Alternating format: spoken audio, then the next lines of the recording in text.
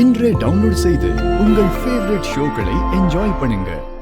அந்த வெங்கடேஷ் தான் கண்டதை சொல்லி என்ன கன்ஃபியூஸ் பண்ணி விட்டுட்டான்ப்பா. என்ன சொல்லுதிய? ஆமாப்பா, நான் பூ வாங்கிட்டு வந்ததுக்கு அப்புறம் வெங்கடேஷ் அந்த மாலதி கூட வந்து என்ன பார்த்தான்.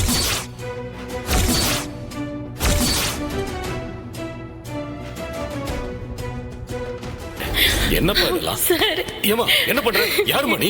நீங்க தான் சார் என் வாழ்க்கைக்கு ஒரு வழி சொல்லணும். எந்திரிமா.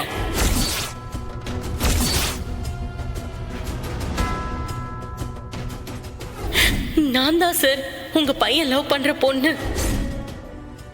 நாங்க ஒன்னா எடுத்துக்கிட்ட போட்டோ கூட இருக்கு பாருங்க.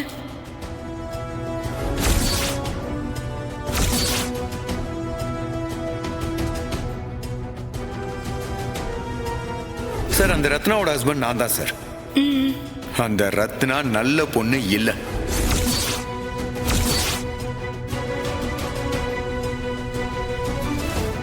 அந்த பொண்ணு போட்டோவையும் அதையும் இதையும் காட்டி என்ன முழுசா நம்ப வச்சிட்டாப்பா.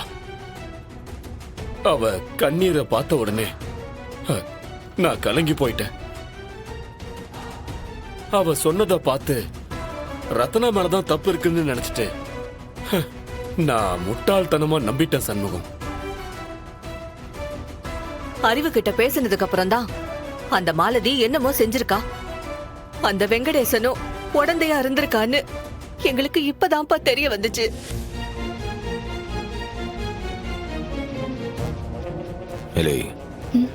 இதுல உனக்கு ஏதாச்சும் புரியுற மாதிரி இருக்கா?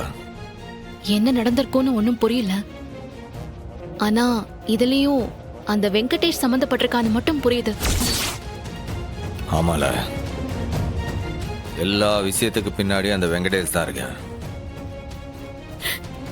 மண்டபத்துக்கு வந்திருக்கான், அதுவும் மாறு வேஷத்துல வந்திருக்கான், துப்பாக்கி எடுத்துட்டு வந்திருக்கான். இதுல ஏதோ பெரிய பங்கு இருக்கு அவனுக்கு. சண்முகம், என் மகன் தப்பே செஞ்சிருக்க மாட்டான்பா. அவனோட இயல்பே அது இல்லப்பா. நீதான்ப்பா அவனை எப்படியாவது காப்பாத்தணும். நான் கூட ஆரம்பத்துல அறிவு தான் செஞ்சிருப்பான்னு நம்பிட்டேன். ஆனா நீங்க சொல்றதெல்லாம் வச்சு பார்த்தா இதுக்கு பின்னாடி வேற ஏதோ கதை இருக்க. அதை நான் கண்டுபிடிக்கேன்.